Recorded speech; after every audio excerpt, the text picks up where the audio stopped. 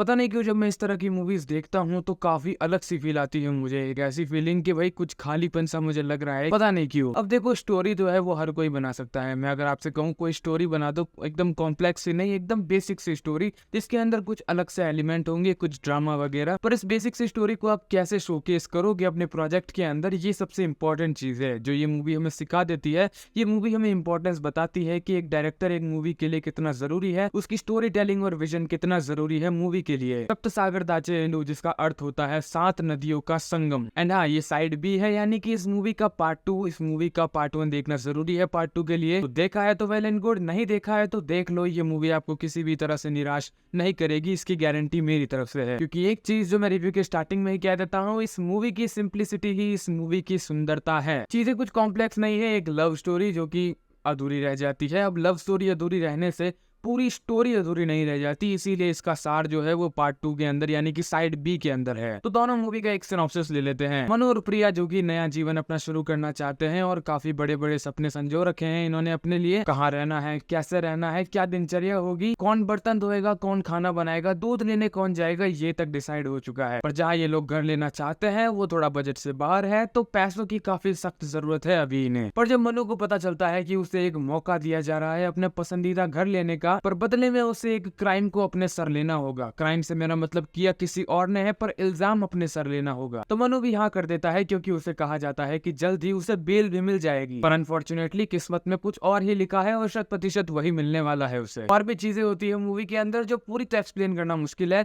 तो साइड ए का जो पूरा एक सिनॉप्सिस है वो यही है। अच्छी खासी एक बढ़िया मूवी है और इसे ऐसे ही पोइट्री ऑफ सिनेमा नहीं कहते। एक दूसरे से इतने दूर रहकर भी जिस तरह से इन्होंने एक लव स्टोरी, एक इमोशनल बॉन्डिंग दिखाई है, आपका दिल भर आएगा। और क्लाइमेक्स वाला सीन तो और भी खतरनाक है, जहाँ एक तरफ शादी हो रही है और वही दूसरी तरफ लड़ाई भी चल रही है। साइड बी पर आते हैं तो मनु जेल से आ चुका है एक लंबी सजा काटने के बाद, और काफी कुछ चीजें बदल चुकी है और काफी कुछ चीजें ऐसी भी है जिन्हें वो बदल नहीं सकता, पर हालात ठीक कर सकता है। और आखिर मर्द का काम है क्या? अपनी पसंदीदा औरत को खुश रखना, फिर चाहे कुछ भी हो जाए। तो वो कोशिश करता है कि किसी तरह से प्रिया की जो लाइफ है वो बेटर हो सके, उसके चेहरे पर खुशी आ सके जैसी वो पहले रहा करती थी। स्पेशली वो अपनी हॉबी पर ज्यादा ध्यान दे सके, जैसे कि गाना गाना, जो कि उसका सबसे फेवरेट काम है। और यही ओवरऑल मूवी का एक सिनॉप्सिस है। मूवी के बीच में कई बार विलन भी आता है जो कि हर बार मार खाने का ही काम करता है वैसे तो, पर चलो ठीक है। और सही में ये दोनों ही मूवी मुझे काफी बढ़िया लगी। मैं इन जनरल आपको बता नहीं सकता, अगर आपने ये मूवी नहीं देखी है तो आप क्या चीज मिस कर रहे हो। अब मूवी की स्टोरी तो अच्छी है, पर इससे भी ज्यादा अच्छे हैं इस मूवी के विजुअल्स, इस मूवी की स्टोरी टेलिंग और इस मूवी के मेटाफर्स कहीं कहीं पे। और इसका श्रेय डायरेक्टर को भी जाता है, उनकी स्टोरी टेलिंग की वजह से हम भी उस मूवी का एक हिस्सा बन पाते हैं। और जैसा मैंने बताया कि इस मूवी का जो टाइटल है सप्त सागर दाचे इलो, जो कि मेटाफोरिकली ओशन से ही रिलेटेड है, जो कि इस मूवी का एक बहुत ही हार्डकोर ऑब्सेशन है, क्योंकि इसी चीज से हमारी मूवी की मेन कैरेक्टर्स का जो इमोशन है वो बिल्ड हुआ है और जुड़ा हुआ है। जैसे साइड बी के अंदर रेस्टोरेंट के अंदर एक सीन है जहां पर जैसी प्रिया उठकर जाने लगती है तो सारी जो दीवार होती है वो अचानक से हट जाती है और वहां समुद्र आ जाता है। बहुत ही वेल मेड और इतना बढ़िया लगता है वो सीन, मतलब आंखों को सुकून देने वाला। तो ओशन जो है वो एक तरह हमारे प्रिया की जो कैरेक्टर है उसके इमोशंस को रेजोनेट करता है कि उसकी लाइफ में जो कुछ एक इंपॉर्टेंट चीजें है जिसका वो एक कितना बड़ा हिस्सा है। मनु का कैरेक्टर भी पार्ट 2 के अंदर काफी मैच्योर, काफी पावरफुल देखने को मिलता है पहले के मुकाबले, क्योंकि जेल से होकर आया है तो जेल में कई सारी चीजों से गुजरना पड़ता है। पहले से ज्यादा मैस्कुलिन मेंटालिटी है कि मतलब सब कुछ खो दिया है उसने और भी आगे खोने को तैयार है। एक तरह से सब कुछ सेक्रीफाइस कर देगा वो अपनी पसंदीदा औरत के लिए। और मूवी के एंड तक भी वो प्रिया की फैमिली को तो सपोर्ट करता ही है, साथ में उसकी अपनी भी एक अलग कहानी चलती है। और आखिर में उसने जो सारे वादे हैं वो भी पूरे कर दिए जो उसने पार्ट 1 के अंदर किए थे प्रिया से, बट एट व्हाट कॉस्ट,